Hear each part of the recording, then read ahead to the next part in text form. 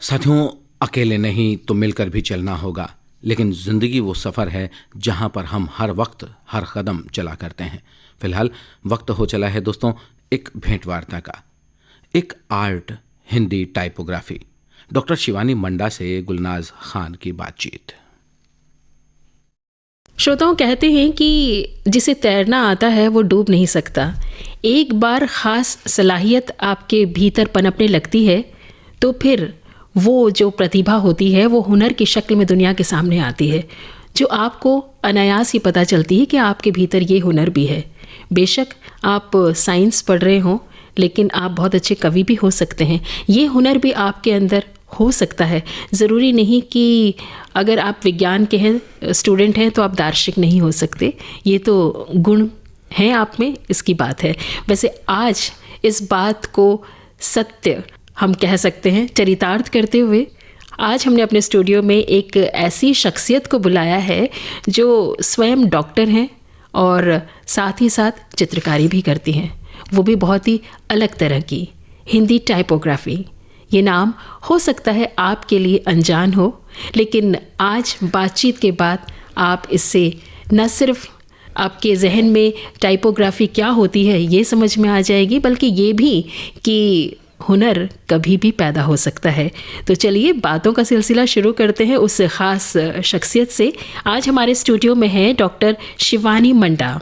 शिवानी जी doctor हैं और साथ ही साथ बहुत सारे गुणों की खान भी हैं। आज हमें बताएंगी कि कौन कौन से गुण इनके भीतर हैं। सबसे पहले तो डॉक्टर शिवानी, मैं आकाशवाणी के स्टूडियो में अपनी ओर से अपने तमाम सुनने वाले श्रोताओं की ओर से हार्दिक स्वागत करती हूँ। नमस्कार। नमस्ते मैम, आपका बहुत बहुत धन्यवाद कि मुझे यहाँ आने का मौका मिला और अपनी आर्ट को मैं आपके साथ शेयर कर पाऊँगी और बहुत सारे लोगों तक पहुँचा पाऊँगी। ये पहला अनुभव मेरा भी रहेगा कि मैं किसी डॉक्टर से बात करूंगी चित्रकारी पर। ज़्यादातर डॉक्टर जब आते हैं तो हम इंजेक्शन की बात करते हैं, दवाइयों की बात करते हैं, बीमारियों की बात करते हैं, लेकिन आप जो गुण अपने भीतर सम्माहित किए हुए हैं वो इन सब दवाइयों से ऊपर वाली थेरेपी है ना? जी बिल्कुल। जब भी आप कलाकृति बनाती होंगी तो वो जादू के लम्हे होते होंगे जिसमें आप अपने ख्वाबों के रंग भरती होंगी। तो आपसे बातचीत शुरू करूँ उससे पहले मैं 2 लाइन आपके लिए बोलना चाहूँगी जो आपको देखकर अचानक से मेरे जहन में उभरने लगी हैं।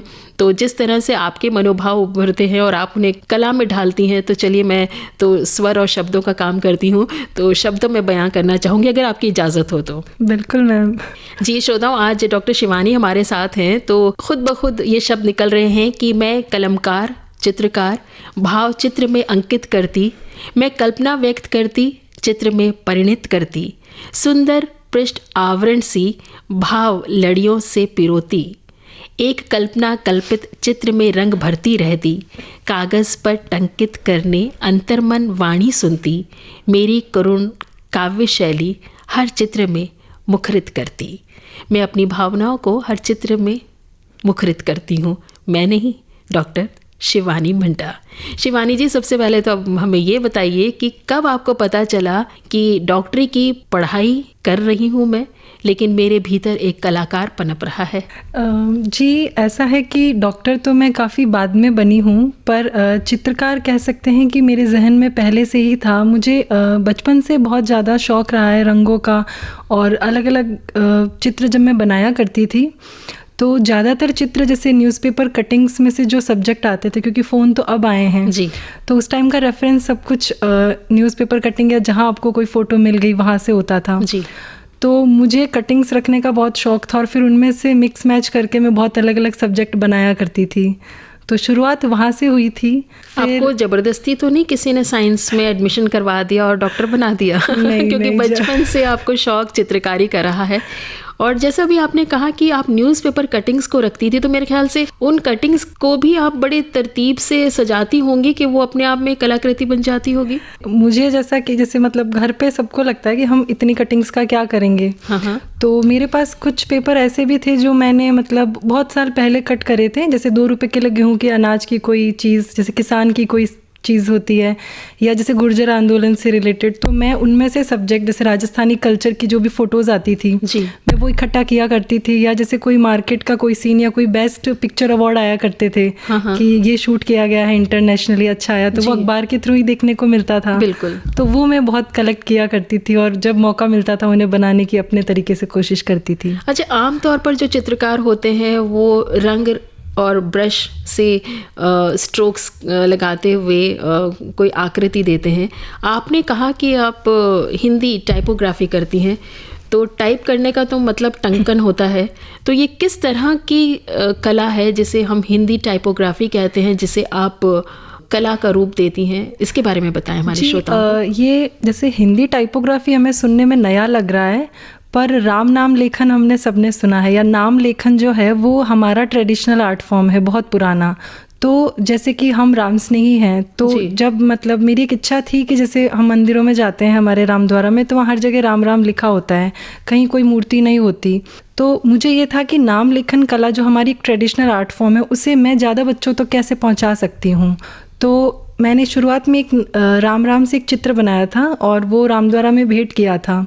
तो कुछ दिनों बाद वापस महाराज ने बताया कि जैसे बच्चे आते हैं तो वो उनको दिखाते हैं, और काफ़ी बच्चे वैसा बना के लेके आ रहे हैं उनके लिए। अच्छा जी। तो उनको बहुत वो अच्छा लगा, और मुझे भी एक वहाँ से एक अच्छा आइडिया मिला कि अच्छा ठीक है, ये चीज़ भी बच्चों ने देखी है, तो इसको अपन और ज़्यादा डिटेल्ड कुछ अगर बनाए एज पेंटिंग फॉर्म में, तो वो और ज़्यादा मतलब हम नए लोगों को जोड़ पाएंगे। हाँ, क्योंकि ज़्यादातर लोगों को देखा है कि वो राम नाम लिख रहे हैं तो एक कॉपी रख लेते हैं और उस कॉपी में वो लिखते चले जाते हैं कि हमने 10 कॉपी भर ली, 100 कॉपी भर ली है, लेकिन आप उसको लिखते हुए आकृति देती चली जाती है। अच्छा, ये किस उम्र से शुरू किया आपने? टाइपोग्राफी एज मतलब डिटेल्ड पेंटिंग में तो अभी मुझे 2.5 साल के लगभग हो गए हैं जी। और उसके अलावा कुछ राम के चित्र मैं काफ़ी शुरू से बनाया करती थी। तो जैसे कि जब अभी मुझे था कि इसे मैं और ज़्यादा कैसे अच्छा, या मैंने जैसे एक एक्सपेरिमेंट किया कि मैंने इसे 3D बनाने की कोशिश की। तो जब दूर से देखते हैं तो वो एज नॉर्मल पेंटिंग की तरह ही दिखाई देता है, पर जब आप पास आके देखोगे तब आपको वर्ड्स की जो है डिटेल्स दिखाई देंगी। अच्छा। तो एक्चुअली राम नाम बिल्कुल क्लोज आने पे दिखाई देता है, दूर से वो एक नॉर्मल पेंटिंग जैसा ही दिखाई देगा। आप तो ये कहना गलत ना होगा कि लिखने का शौक है, इतना लिखने का शौक है कि कलम से शब्दों की मैंने चित्रकारी शुरू कर दी। कलमकार कहें या चित्रकार कहें। डॉक्टर शिवानी, आपसे बात करते हुए बहुत अच्छा लग रहा है। चलिए, आपने ये जो हुनर था आपका, उसको आपने चित्रकारी के माध्यम से, और मन में भी राम राम बोलते बोलते लिखती होंगी? जी, मैं जैसे जब मैं लिखती हूँ तो जैसे अभी मैंने राम दरबार बनाया था, उसमें 1,11 राम शब्द लिखे गए हैं टोटल। अच्छा। तो मैं जैसे 100 के मतलब सेट में काम करती हूँ ताकि काउंटिंग रहे मुझे एक उसके लिए।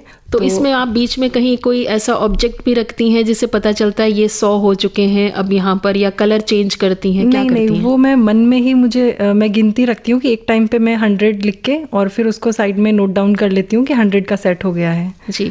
कभी इसमें आपने शॉर्ट हैंड इस्तेमाल करने की कोशिश नहीं की? क्योंकि जब आप नंबर ऑफ सोचती हैं कि मैंने यहाँ 1 लाख ऐसे लिखे हैं, तो कहीं पर ऐसे वो नहीं सोचा आपने? नहीं, वो उतना तो ऐसा है कि जब शुरू किया, मान लो कि 1000 हो गए, तो फिर वो ऐसा होता है कि मन लग जाता है, तो वो लाख करना भी मुश्किल नहीं होता। अच्छा।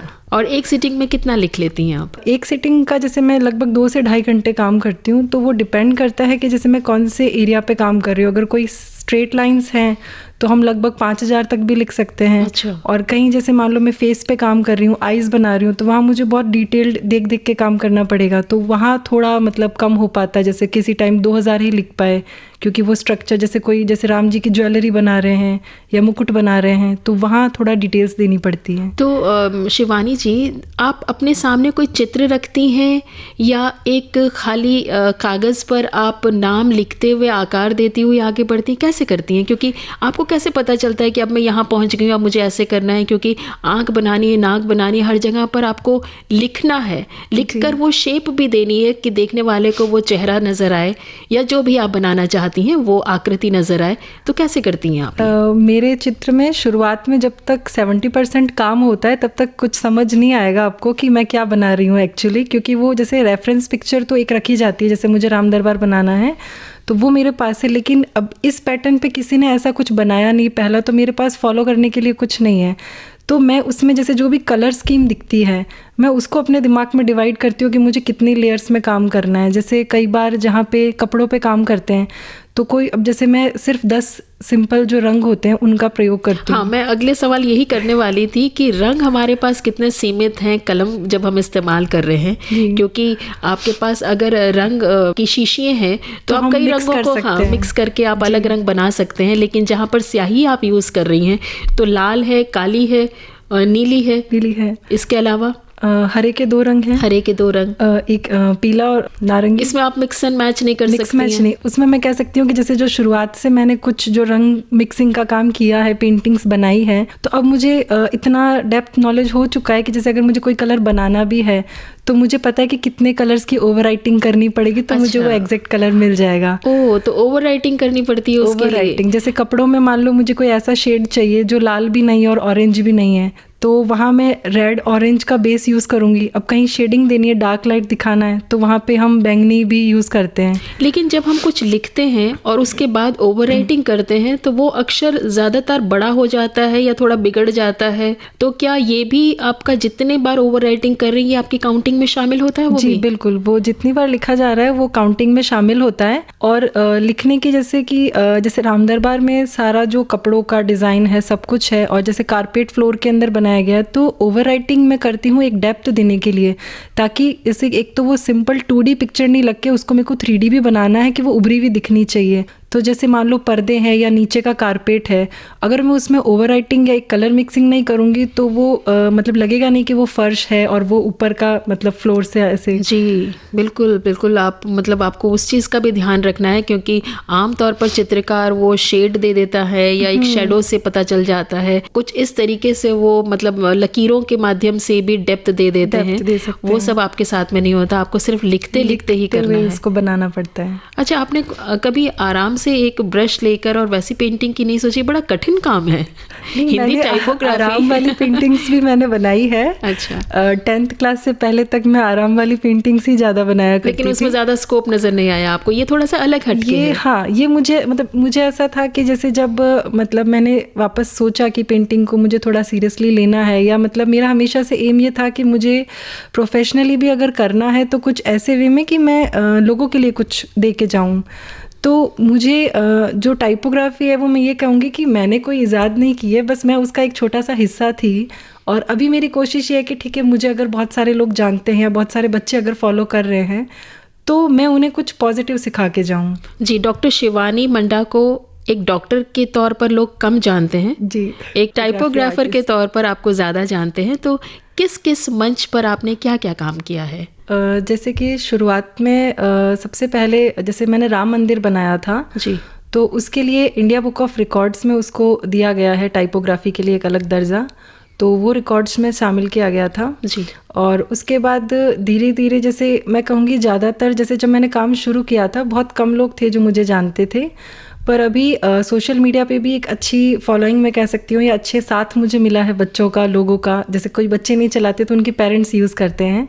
तो जैसे दिवाली पे अभी एक वीडियो राम दरबार का हमने डाला गया था, क्योंकि मैं अगर किसी को पिक्चर दिखाऊंगी तो उन्हें पता ही नहीं चलेगा कि ये क्या है, तो मैं उसके छोटे छोटे वीडियोस डालती हूँ जहाँ मैं एक एक राम राम लिखते हुए उनको दिख रही हूँ जी। तो उससे पूरा राम दरबार बनने तक का एक सफ़र डाला गया था और उस पर 18.1 मिलियन व्यूज़ आए थे अभी दिवाली के बाद। जी, अरे वाह, तो मेरे हिसाब से वो सबसे बड़ी उपलब्धि थी, क्योंकि मेरी इच्छा यही थी कि ये ज़्यादा लोगों तक पहुँचे और लोगों का सपोर्ट रहा। और मैं कह सकती हूँ कि 24 आवर्स के अंदर ही वो वीडियो बहुत अच्छे व्यूज़ क्रॉस कर चुका था, जिसमें भी स्थान दिया गया था। जी, तो उसमें भी उन्होंने देखा कि एक अलग यूनिक आर्ट है जो है तो हमारा ट्रेडिशनल ही, पर अभी लोगों का ध्यान नहीं है इसके लिए। बेशक आप जो शब्द लिखती हैं उससे लोग आपको पहचानते हैं, लेकिन आज रेडियो के माध्यम से जो कुछ आप बोल रही हैं उस शब्द चित्र से लोग आपको पहचानने लगेंगे, ये मैं उम्मीद करती हूँ।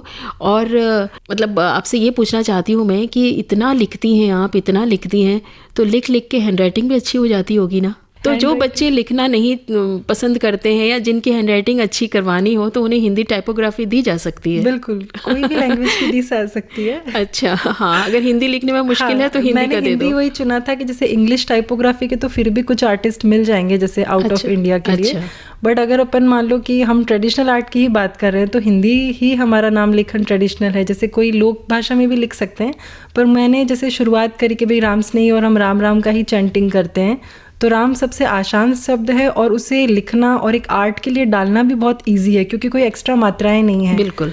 तो आप अगर थोड़ा सा अरेंजमेंट सीखो तो अगर कोई फॉलो भी करना चाहे उनके लिए भी इजी रहेगा, उनको एज मतलब हाँ, सीधी लकीर में भी लिखा जा सकता है, गोलाई देनी है, त्रिकोण, कुछ भी आप दे सकते हैं उसमें।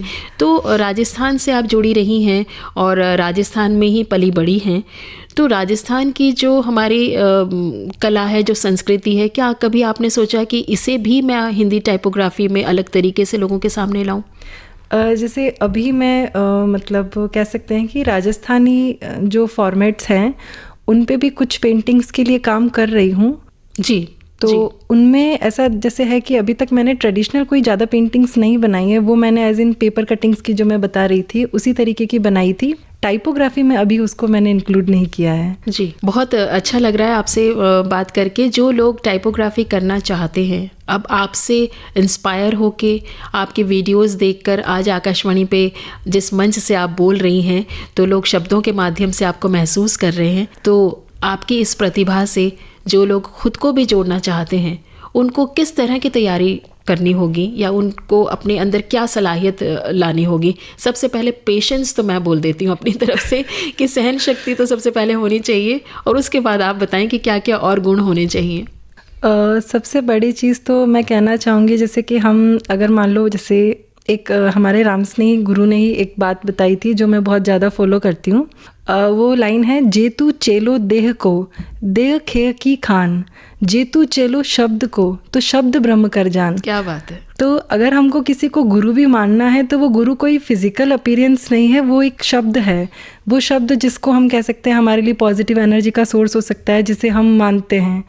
तो मेरी कला भी कुछ कह सकते हैं इसी तरीके की है कि मतलब शब्द से ही, जैसे मान लो मैंने हर चीज़ करी है, और मतलब एज इन जो ट्रेडिशनल पेंटिंग फॉर्मेट मैंने चुना या भगवान की पेंटिंग्स के लिए चुना, तो मेरी एक इच्छा है कि जैसे हम मॉडर्न आर्ट, जैसे आर्ट कॉलेजेस में अभी मॉडर्न आर्ट का बहुत ज़्यादा एक वो है जी, तो साथ में ही जैसे ट्रेडिशनल आर्ट कहीं कहीं छूट रही है। और नाम लेखन मैं देखती हूँ, जैसे कई आर्टिस्ट मेरे कांटेक्ट में है, तो नाम लेखन कला एज कहीं प्रोफेशनली इतना नहीं है। तो मेरी कोशिश है कि अगर उसे एक और अच्छा दर्जा मिल सके तो एटलीस्ट हमारे इंडियन कल्चर के लिए ये बहुत बड़ी बात हो जाएगी।